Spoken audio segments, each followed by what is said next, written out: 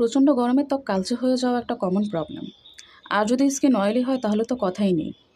Face wash দিয়ে মুখ ধুয়ে আসার 20 থেকে 30 মিনিট পর আবারও ত্বকে সেই তেলতেলে ভাব আর অস্বস্তি, সঙ্গে ব্রণ বেড়ে যাবার সমস্যা তো আছেই।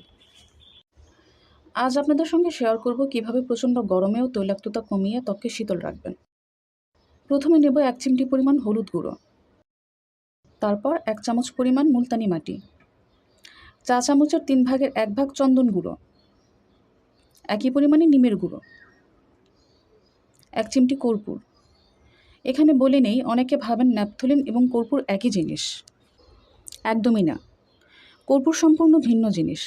বাজারে মশলার দোকানে খোঁজ করলেই পাবেন। এবার এটা মেশাবো পরিমাণ মতো গোলাপ জল।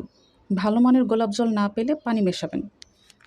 লোকাল বাজারে যে সমস্ত গোলাপ জল পাওয়া যায়, যা আমরা বিরিয়ানি রান্নায় ব্যবহার করে থাকি, সেসব গোলাপ জল ব্যবহার করা যাবে না।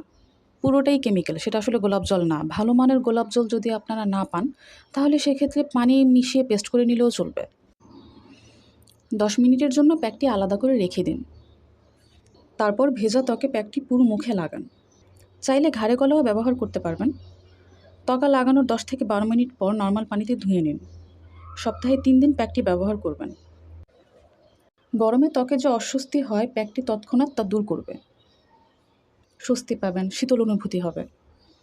আর গরমে যে একটা তেলতেলে একটা ভাব দেখায়, কালচে একটা ভাব দেখায়, তাও দূর হবে। ইনস্ট্যান্ট একটা ফ্রেশনেস দিবে আপনার চেহারায়।